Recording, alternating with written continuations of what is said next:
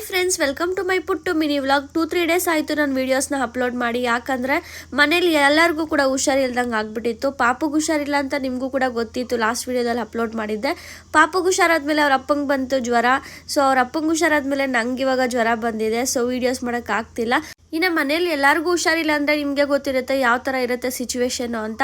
ಇನ್ನು ನಮ್ಗೆ ಹುಷಾರಿಲ್ಲ ಅಂತ ಯಾರು ಕೂಡ ನಮಗೆ ತಟ್ಟೆಗಿತ್ಕೊಂಡು ಕೊಡೋರು ಇರಲ್ಲ. ಸೊ ಇಬ್ಬರಿಗೂ ಹುಷಾರಿಲ್ಲ, ನನಗೂ ಸುನೀಲ್ಗೆ. ಬಟ್ ಆದರೂ ಕೂಡ ಸುನೀಲ್ ಒಂದು ಸ್ವಲ್ಪ ಕೆಲಸನ ಮಾಡಿಕೊಡ್ತಿದ್ರು.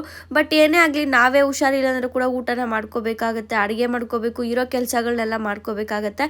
ಸೊ ಯಾರ ಸಪೋರ್ಟ್ ಇಲ್ಲದೇ ಸಿಂಗಲ್ ಆಗಿರ್ತೀರಾ, ಹಸ್ಬೆಂಡ್ ಆ್ಯಂಡ್ ವೈಫ್, ಒಂದು ಪಾಪು. ಸೊ ಅವ್ರಿಗೆ ಗೊತ್ತಿರುತ್ತೆ ಆ ಕಷ್ಟ ಏನು ಅಂತ. ಬಟ್ ಎನಿವೇ ಎಲ್ಲರ ಲೈಫು ಒಂದೇ ಥರ ಇರಲ್ಲಲ್ವಾ. ಸೊ ಎಲ್ಲ ಅಡ್ಜಸ್ಟ್ ಮಾಡ್ಕೊಂಡು ಹೋಗ್ಬೇಕು.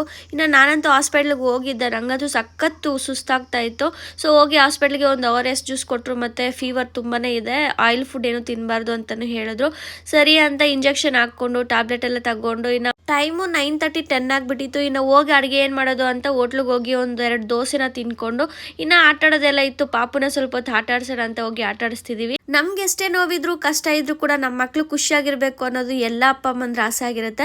ಸೊ ನಾವು ಅದನ್ನೆಲ್ಲ ನಮ್ಮ ನೋವನ್ನೆಲ್ಲ ಸೈಡ್ಗೆ ಇಟ್ಬಿಟ್ಟು ಹೋಗಿ ಆಟ ಆಡಿಸ್ತಾ ಇದ್ವಿ. ಅವಳು ಖುಷಿನ ನೋಡೋದಕ್ಕೆ ನಮಗೆ ನಿಜವಾಗ್ಲೂ ಖುಷಿ ಆಗುತ್ತೆ.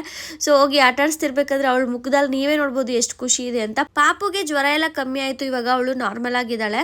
ಸೊ ಅದಕ್ಕೆ ಒಂದು ಸ್ವಲ್ಪ ನೋಡಿ ಯಾವ ಥರ ಆಟ ಆಡ್ಕೋತಿದ್ದಾಳೆ ಅಂತ. ತುಂಬ ಖುಷಿಯಾಗಿ ಆಟ ಆಡ್ಕೋತಾ ಇದ್ಲು. ನಮಗೂ ಕೂಡ ಇಷ್ಟ ಇರಲಿಲ್ಲ ವಾಪಸ್ ಕರ್ಕೊಂಬರೋಕ್ಕೆ, ಅಷ್ಟು ಖುಷಿಯಾಗಿ ಆಟ ಆಡ್ತಿದ್ಲು.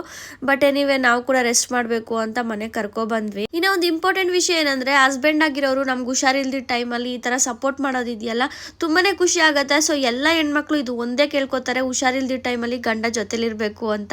ಎಷ್ಟು ದುಡ್ಡಿದ್ರೆ ಏನು, ಹೆಂಡತಿ ಮಕ್ಕಳಿಗೆ ಟೈಮ್ ಕೊಡ್ದಿರ ಇರೋರು ನಿಜವಾಗ್ಲೂ ವೇಸ್ಟ್ ಅಂತಾನೆ ಹೇಳ್ತೀನಿ ನಾನಂತೂ. ಯಾಕಂದ್ರೆ ಯಾವಾಗ ಇರ್ತೀವೋ ಯಾವಾಗ ಹೋಗ್ತೀವೋ ಗೊತ್ತಿಲ್ಲ. ಬಟ್ ಇರೋಷ್ಟು ದಿನ ಹೆಂಡತಿ ಮಕ್ಕಳನ್ನ ಖುಷಿಯಾಗಿ ನೋಡ್ಕೊಳ್ಳಿ ಅಂತ ಹೇಳಕ್ ಇಷ್ಟಪಡ್ತೀನಿ. ಇನ್ನೂ ಯಾರೆಲ್ಲ ಫಾಲೋ ಮಾಡ್ಕೊಳ್ಳದೆ ನೋಡ್ತಿದ್ರೆ ಬೇಗ ಹೋಗಿ ಫಾಲೋ ಮಾಡ್ಕೊಳ್ಳಿ.